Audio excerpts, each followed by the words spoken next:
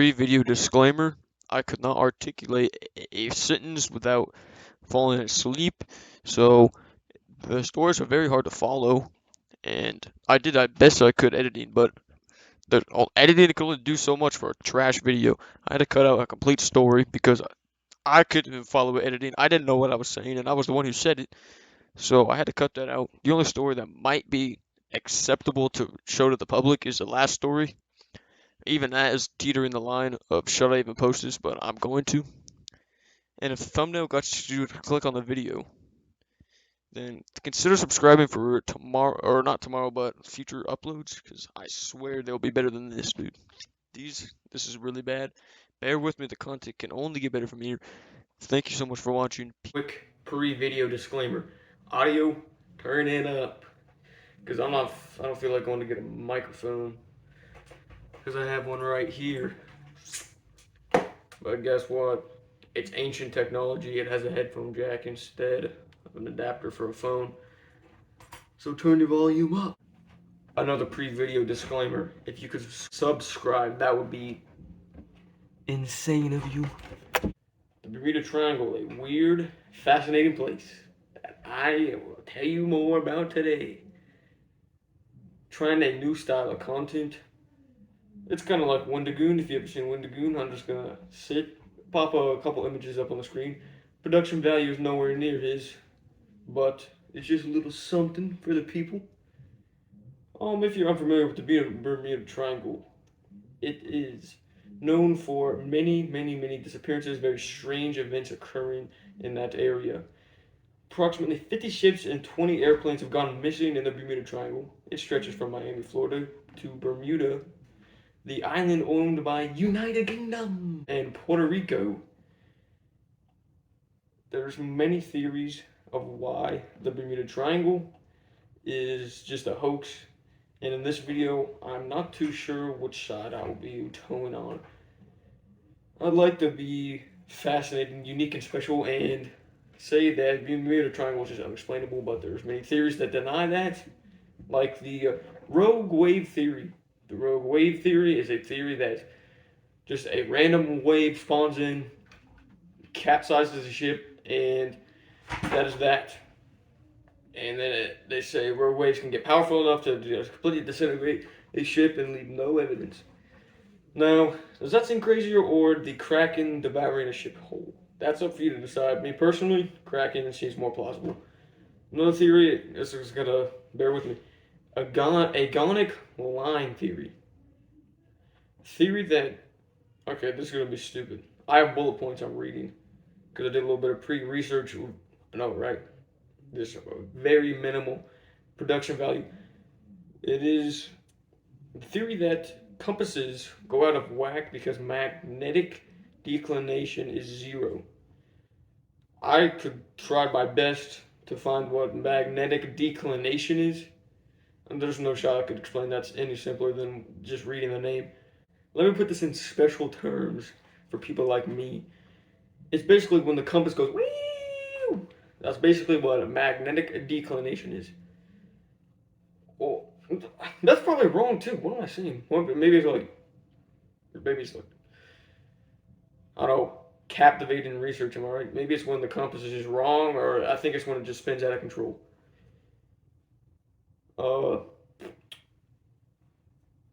I think that's enough prerequisite for you to understand the Bermuda Triangle.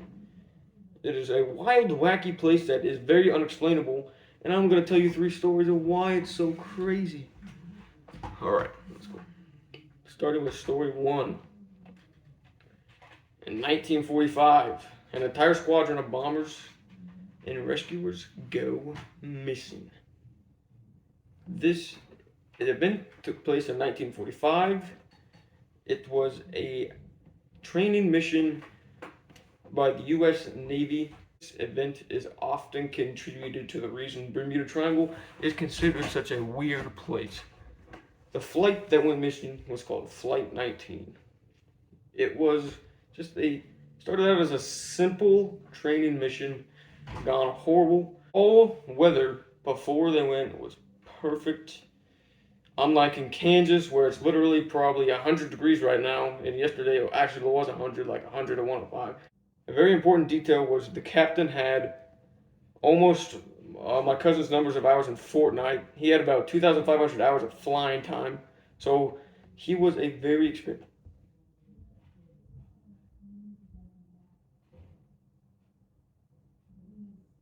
My parents are currently questioning what I'm doing with my life. The captain having many flying hours. That is an important detail because you cannot say the captain was monkey brain first day on the job. He had 2,500 hours of flying time. Uh, the training exercise they were doing, they were practicing bombing, and I didn't know this. Maybe this is some kind of wild thing, but they just bomb the ocean, I guess. Take that, global warmist. Later on into the mission was realizing that the compasses stopped working, so he sent in a message saying the compasses were not working, and he got lost. He was trying to go west, but he was going the opposite direction, east. For those of you who are unfamiliar with a compass, east, west. Run out of fuel, so what people think is when they ran out of fuel, they all just died in the fire explosion and crashed, and that was supported with, in Fort Lauderdale, said that where they took off from, they saw an explosion in an oil slick near the rescue crew, but the crew was off the radar. And that rescue crew consisted of 13 people, and they all went to go flying Flight 19, and the rescue crew went missing in the first 20 minutes. How is that even possible? You know how it is possible? Kraken. That's an easy body for the Kraken, not even a competition. After the first rescue crew went missing, there was an effort to find both of them. So they searched around 300,000 miles.